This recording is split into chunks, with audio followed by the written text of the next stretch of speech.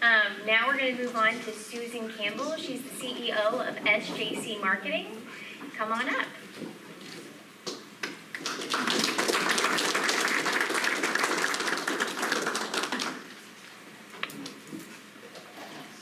So everything. Come on, Austin. Everything that Austin said was good, so that's all I need to say. Just kidding.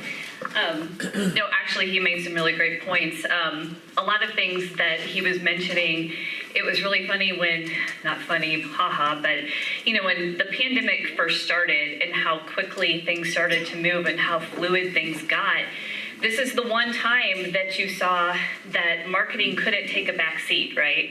Even though revenues were questionable for a lot of companies, they couldn't afford to not talk to their audience during this time because everybody was sitting there going, what's going on? What's going to happen? What's going to happen to my business?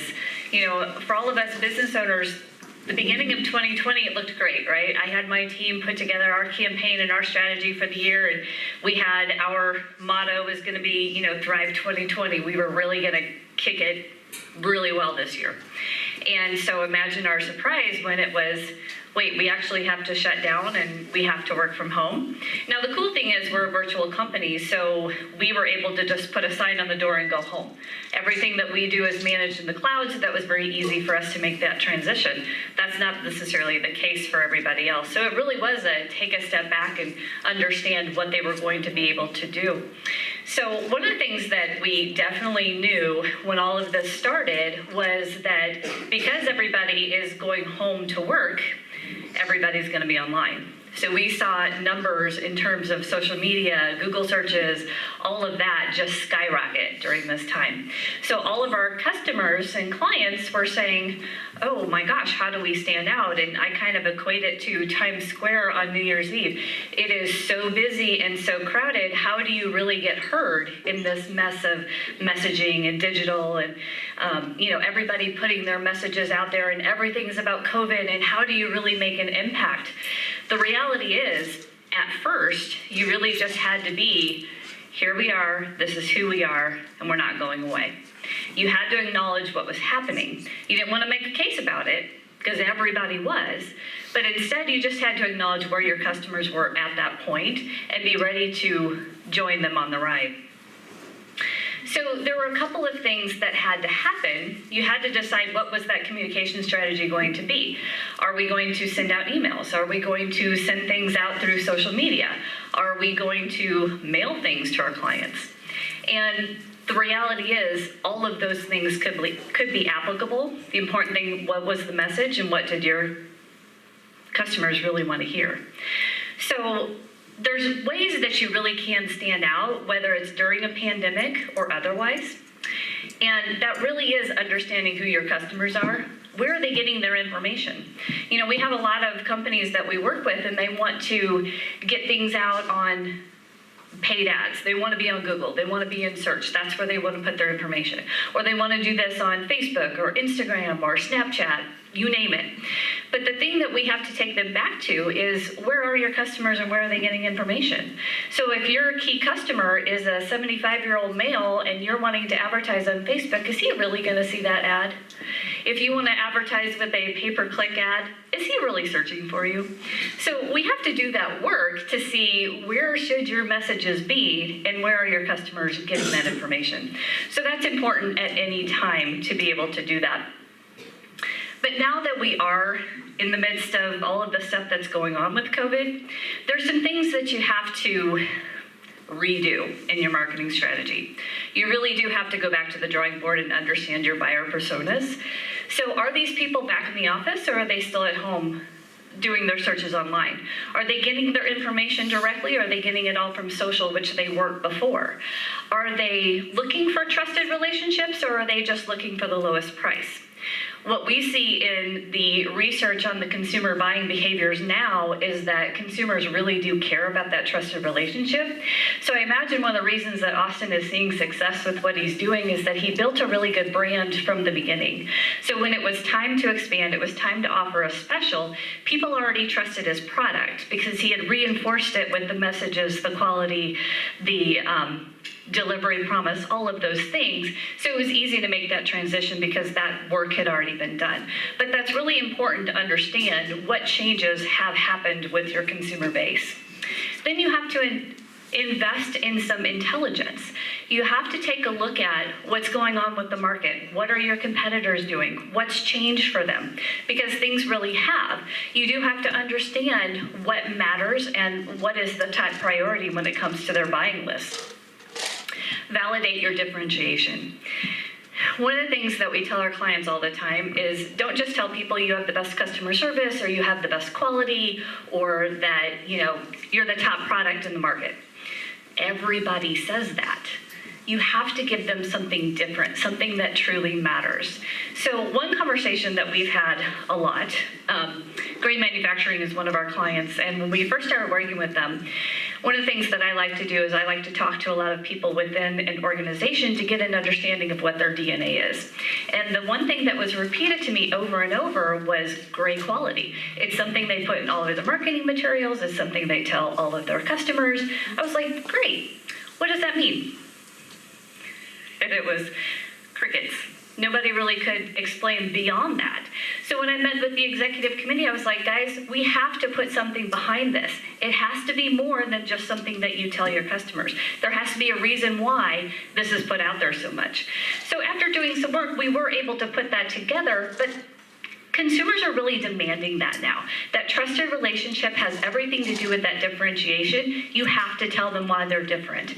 Austin hit on, people don't want to be arrogant. They don't want to put themselves out there. They don't want to toot their own horn. But companies do that all the time. When we're talking about faceless corporations and seeing logos and mottos and commercials and all of that, that happens all the time.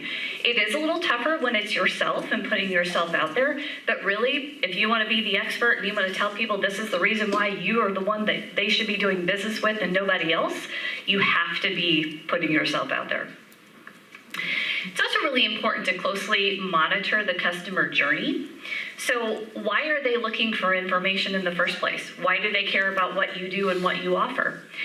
Where are they getting their information? How long do they hold on to that information before they start making a decision? Who do they talk to about that? And then how long between all of those things before they actually pull the trigger and make a purchase?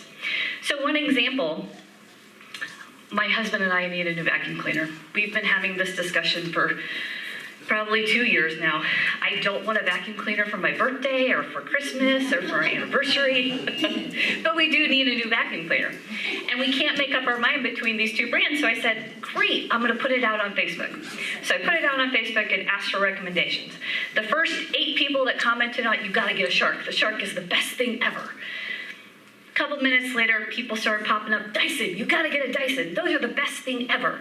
So it's like neck and neck between the Shark and the Dyson. And finally I was like, okay guys, you gotta tell me why. To just tell me that this vacuum cleaner changed your life, that doesn't mean anything to me. Why should I consider this vacuum cleaner? So then I got a little bit more information and then a few other brands thrown in there that I've never heard of. So eventually we will make a decision on buying the vacuum cleaner. But the point is, our journey is taking a couple of years, right? These companies don't necessarily know that. Now, if they are monitoring anything on social, they should see that we're having some conversations about this. But surprisingly, I haven't been served any ads for a Shark or a Dyson. Isn't that weird? They're not paying attention to the customer journey. So the other thing too is take a look at web traffic and make some investments there. That can be in organic traffic, it can be in paid traffic, but pay attention to how people are finding out about you and are they coming to your website? If they are and you're not getting as much as you thought, it's time to take a look at your keywords, take a look at who's getting to your site and how, and start making some changes so you can drive a little bit more traffic there, because then you can capture a little bit more of that consumer interest and have an opportunity to tell your story.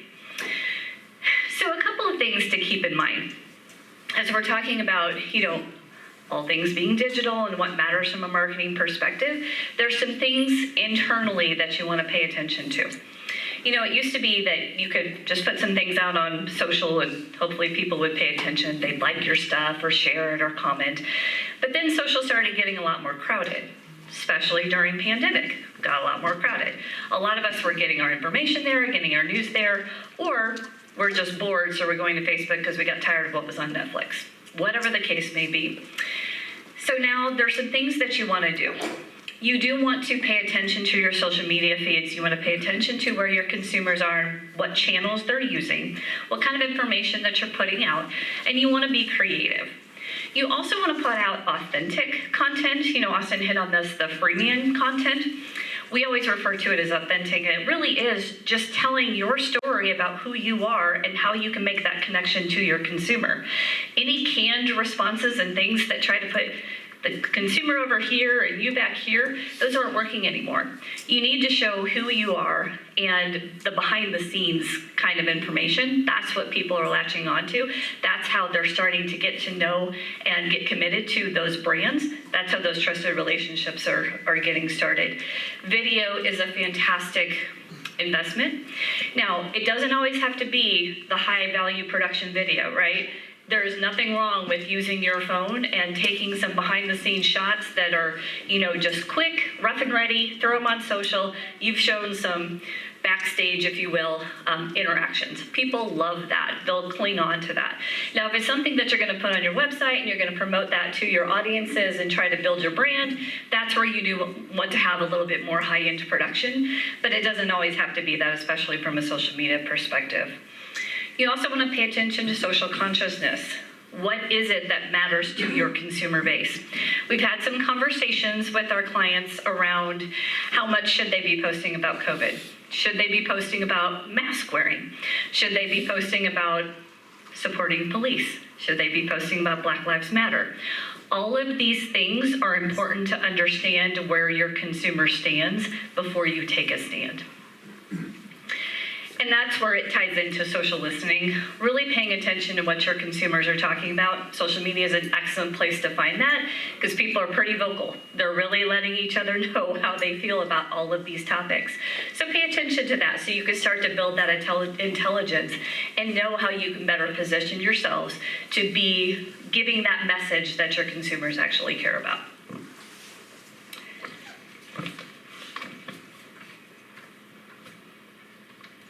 So, to wrap up, just a couple of important tips. Be in the moment. Do comment on the things that are going on. Just be sure you know how that message should come across. Be relational. As I mentioned, avoid the canned responses. And at this point in time, it is good to dial it back on the COVID messages. Even though we're still in this, people are still quarantining, people are still getting it. We also know that consumers are a little bit tired of the conversation. They want to know what's new, whether it's a new normal. I'm with you, Austin. I don't like the term either because we're all tired of this. But the reality is we're all still in it.